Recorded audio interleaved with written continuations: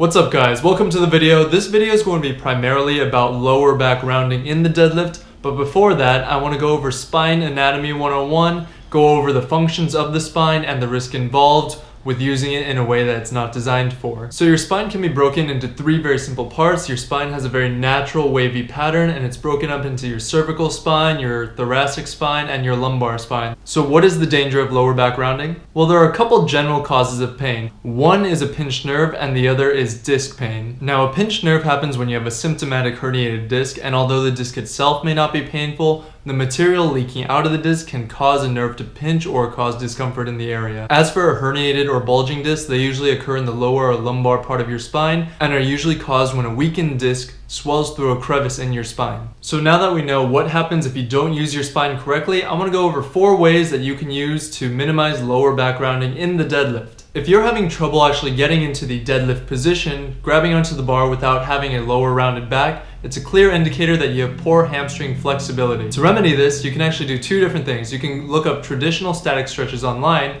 where you're just holding a muscle in an extended position, or as you become more advanced, you might want to think about adding mobility work to improve your hamstring flexibility. A personal favorite of mine is actually to hold onto a barbell as if I'm going into a stiff leg deadlift position so that my hamstrings are fully extended and the weight of the barbell will actually help extend them further than a static stretch would. Now the most important tip I can give you is that if your lower back is rounding in the deadlift, it's not because you have a weak lower back. It's because your glutes are weak, your hamstrings are weak, and your legs in general are weak. What the body does is that when it realizes it cannot use proper form to perform the movement you're trying to do, then it's going to default into its strongest position.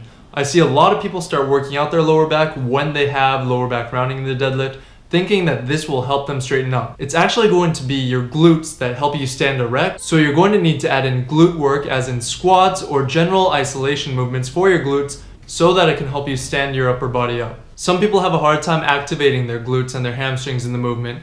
Your legs might be strong enough, but you just don't have that mind-muscle connection. What you can do to sort this out is to actually widen your deadlift stance. If you deadlift with a conventional stance where your arms are outside of your legs, you can actually widen your knees out so far that they actually touch your elbows when you're setting up for the deadlift. If you're like me and you're actually genetically proportioned to actually pull better with the sumo stance, you might as well just go with the sumo stance. You're going to be putting a lot less strain on your lower back and you'll probably be able to move a lot heavier weight with the sumo deadlift. And finally, one barbell movement that you can do to sort out your rounded back are pause deadlifts. Pause deadlifts are very effective because they're near impossible to do if your back is not straight. This is because you have to focus on keeping the tension in your glutes and your hamstrings when you are pausing the bar a few inches off the ground. Now another benefit to this is that pause deadlifts will help you train with intensity even though you're using lighter weights. Now I'm going to show you a clip of me actually really up my back during deadlifts earlier this week. I was supposed to hit a 5 rep max, so I attempted 425.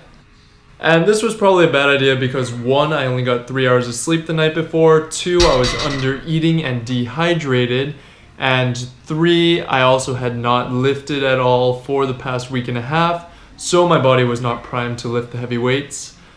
If you look carefully at this skull, you're going to tell that it should be facing straight up right towards us, but what it's doing is it's pointing towards the ground as I'm trying to stand up. And that tells me that my chest is pointed straight towards the ground, I'm leaning forward, therefore my back is rounding, and my lower back, my lumbar spine is actually doing most of the work, especially on this rep right here, the 4th rep. I really should have just cut the set short, but I have an ego, so I went for this 5th rep, and this was a pretty dumb idea.